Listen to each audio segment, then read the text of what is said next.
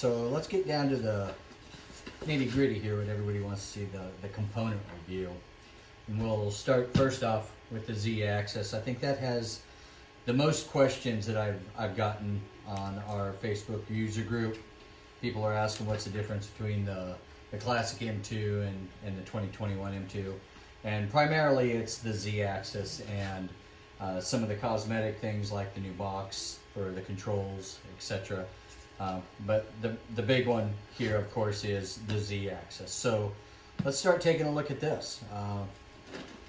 Right out of the box there, it comes out. We got a box here that's embedded in it. We'll open this one up.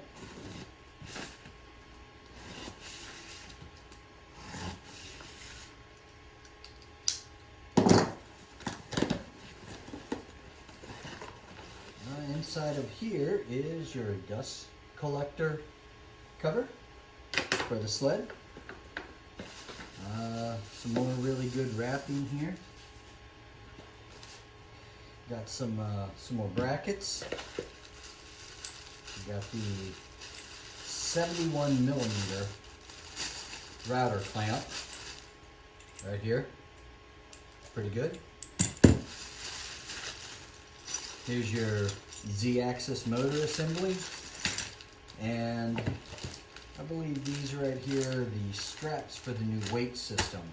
As you can see with the new Z-axis here, it has the difference in the design on it specifically is that the entire frame is a stamped metal frame. Okay, it's nice and thick. Looks like it's a 16 gauge, pretty beefy. Still has the same Z-axis assembly. I believe it even looks like the same plate. Looks like it has the same mechanism, same drive mechanism. You assemble it the same way we did with the classic. Just real quick though, one thing I'm noticing is a bunch of bolts are already loose on this. That probably can't be good.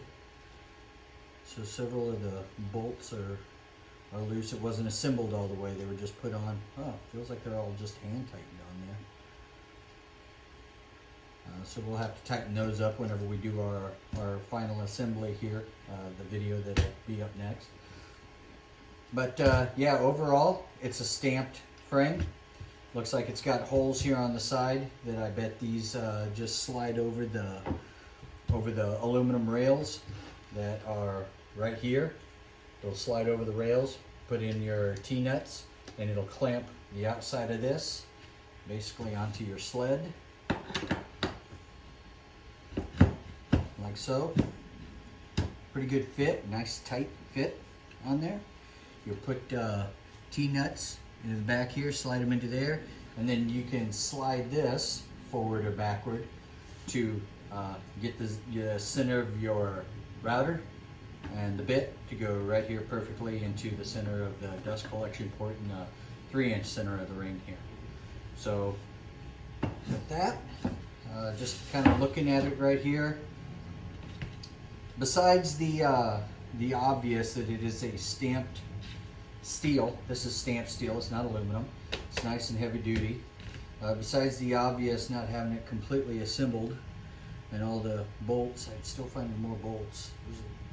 There's several screws here that are not completely done. It does have good guidement, good alignment, easy to move up and down. That's good. The entire package here is very, very similar to the top package that you can see on the top of the classic unit. The primary difference, I would say then, is this stamped aluminum, stamped bent, or sorry, not aluminum steel, it's the stamped steel frame that it has, compared to the extruded aluminum channel that they used in the previous version, the classic M2. Is there a benefit to that? I would say, yeah. One of the obvious benefits to that is the loose screws. In this one here, you had loose screws all the way through here, but on the classic M2, this thing also has screws and T-nuts holding it on with angle iron or angle brackets that are down here holding everything together with T-nuts.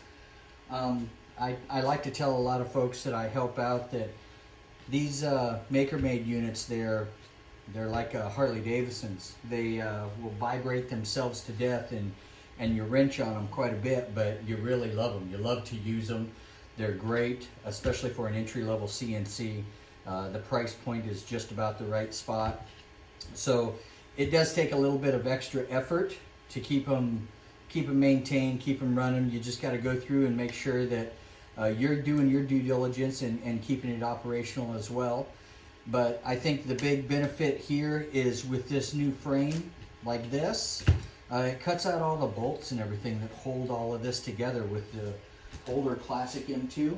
So this upgrade right here is not necessarily a performance upgrade, but I definitely would say that it is a reliability upgrade that is going to require less maintenance to keep it going. All right, these right here again are the straps. The straps go into the side here, so the bricks now mount horizontally this way instead of at an angle. On the old system, on the classic system, you have the Z-mount that's here, and there was two big holes right here on the edges, and they had these clamps that went down there, and bricks would go out right here, and you clamp bricks onto it. What that does is that makes sure that while it's hanging, the sled gets the proper center of gravity and it'll pivot. With the new one, these straps go through here, and you put your bricks on there, and you put the straps on, you pull them down, and they Velcro closed.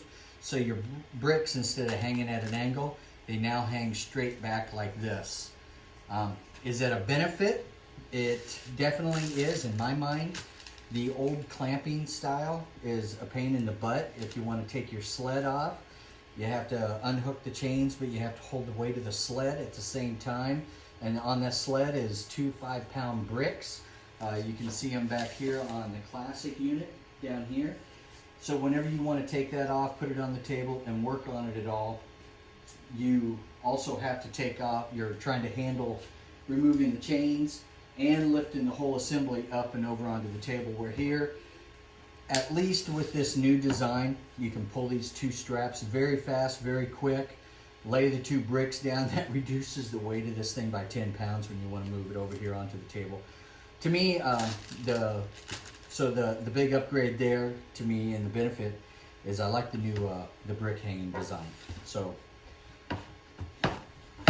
we'll take a look at the sled next and what the benefits are of the sled, the new changes, the designs to it, and we'll talk about some of the differences between the classic and the new one, and we'll go from there. So stay tuned on the next section.